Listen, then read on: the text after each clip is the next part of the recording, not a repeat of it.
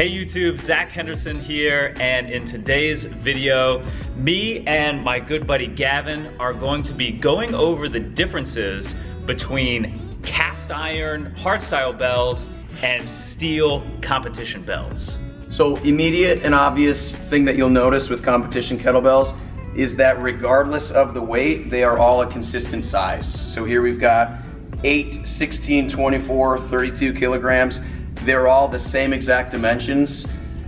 How they'll do that is they're filled with something. So these, you'll see certain ones with holes in the bottom. They just build the walls thicker based on how heavy the bell is. These ones, Eleiko brand, they are hollow inside and they're filled with various things to weigh them to the certain calibrated weight.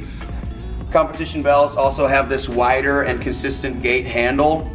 So when you're doing certain exercises, say a clean or a snatch, the way that the bell is going to sit on your forearm at the top of that exercise is going to be consistent regardless of the weight, whereas you might run into some issues. My preference is certainly to use these over cast irons for when I'm doing lots of volume with those exercises. Otherwise, in my opinion, it doesn't much matter. But the very consistent size among the weights. Also, because of that, they tend to stay a little bit more balanced because the handle dimensions are again consistent. You don't have like Mickey Mouse ears. So that might not matter to a lot of people. I do a lot of kettlebell juggling where you're throwing the kettlebell into the air, and because of the consistent size, it stays much more balanced, which helps me a lot with my craft. All right, so when it comes to cast iron bells, the differences are obvious, but we're gonna point them out anyway. First of all, you've got the handle here that is more rounded along the sides, right? So I call this the horn of the bell, and so you see that kind of protrudes there a little bit. I really like that for grasping purposes, right? So when you're doing like your goblet squats or your goblet carries, or even like a double-handed, press, you've got a great spot to hold on there on the sides of the handle. Apart from that, the other obvious thing is that as the bells get heavier, they get bigger. So this is where you start to get into kind of a weird, tricky area of finding the size dimensions that work best for your body. So with something that is very, very small, the only tricky thing about a cast iron bell is that when you are racked, again, depending on the nature of your own body here, you might have that weight dig into that wrist bone there, right? So that's where something like a lighter a lighter steel bell might come in better handy there.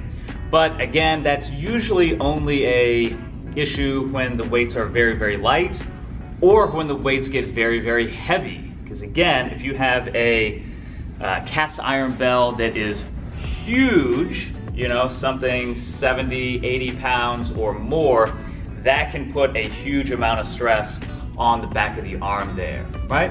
But for the most part, when we're working kind of in that mid-range zone, anywhere from 12 upwards of 24 to 28 kilos, usually you have a negligible difference. So the only other thing that I want to point out here is, again, with the handle of the cast iron bells being a little bit wider, they're usually a little bit more user-friendly for double-handed work, right? So like two-handed swings, and if you've got larger hands, you might have trouble gripping two hands into the steel bells. For a lot of people, it doesn't make too big of a difference, but again, do consider that competition bells are generally designed for single arm use, right? So something else to keep in mind there. So really, I think for practical purposes, for a lot of people, the big difference kind of comes down to the handle width and how that impacts our grip strength and endurance. So, one of the reasons why I wanted to do this video here with Gavin is because he's an actual practitioner, right? So he co-owns this awesome gym here, Train 615 here in West Nashville. And he's got his hands on kettlebells every single day, and he's training people almost every single day with a lot of this stuff. So Gavin, in your own practice or in how you kind of run classes and training here, what are some of the ideas and some things you keep in mind when it comes to how you use kettlebells and specifically why you would use one style versus the other? So playing off of grip strength, I think a really good example would be a snatch. If you or you're training somebody and you're going to be snatching a heavier weight, obviously the thickness of the handle is going to come into play in terms of grip strength. So we talked about the consistent size and dimensions of the competition bells. That includes the handle. So if you're looking at snatching a heavier weight, even let's say 24 and up, 24 kilo and up, 32, 40, 48, the consistent handle size on a competition bell is going to be much more suitable to the grip strength factor. It's not going to be cause quite so much fatigue. If you're trying to snatch a hard style or a cast iron 48 or 40 or 32, you tend to feel like you're going to throw it forward, which is what we definitely don't want. But yeah, speaking off of the grip strength factor, that's definitely going to be key. I would choose competition over cast iron. Again, we said below the 24 kilo range is kind of negligible difference. Choose at your own preference. Or peril. Or peril. As the case may be. Yeah, it's funny. The second kettlebell I ever bought was actually an Aider 24 kilo bell. And I specifically bought it because it had an extra thick handle, right? And granted, this is my second kettlebell ever. I probably had no business, buying something like that. But I wanted the extra grip challenge, which I think is definitely worth something. It's worth a consideration. But again, the fatigue factor built up very, very quickly. I probably should have just gotten a standard, width handle. But it's funny, again, over the course of years, you become a little bit more nuanced with the particular exercises and the particular weights that you consider sweet spot training, weights for you. So I know for me, a 28 kilo single arm swing is my sweet spot training weight. And I just so happen to have a pair of 28 kilo competition bells. I only have a few, but I just so happen to have a pair of 28s.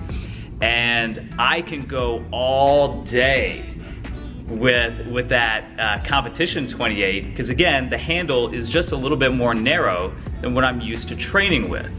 And if I went, with a 28, standard cast iron, I could still handle it, but not for as much volume. You're gonna need some chalk. I'm gonna need some chalk. Yeah, for sure. So again, there's pros and cons, because do I need to work on my grip strength? Most certainly. But at the same time, if I want to build my endurance, if I want to build my work capacity, or even work on my technique without worrying about my hands giving out, that's where something like a competition bell can really come in handy. Now again, you're taking advice from a couple of kettlebell nerds. Does this stuff really make a huge difference for the average fitness enthusiast? In general, probably not. What really matters is all the more fundamental movement skills. But these are some things that if you're really racking your brain on building out your collection, right, for hitting specific needs, these are some of the things that you can think about. So again, there's pros and cons to each, but at the end of the day, what matters is that you're actually using your kettlebell, not using it as a doorstop. All right, so the obvious elephant in the room here is that competition bells are designed for kettlebell competition training, okay, also known as Gyravoy Sport.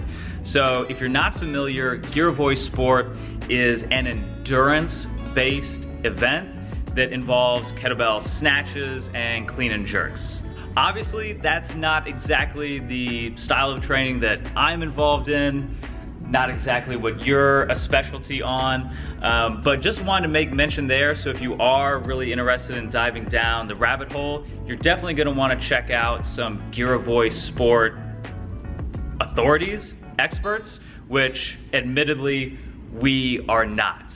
But if you are, you know, a super duper kettlebell geek and you really want to know kind of like the history of why the kettlebell is shaped and designed the way it is for competition, that is going to be what you're going to want to check out. But again, even if you're not necessarily into that style of training, the competition style bell, as we have talked about in this video, still might have some benefits for you.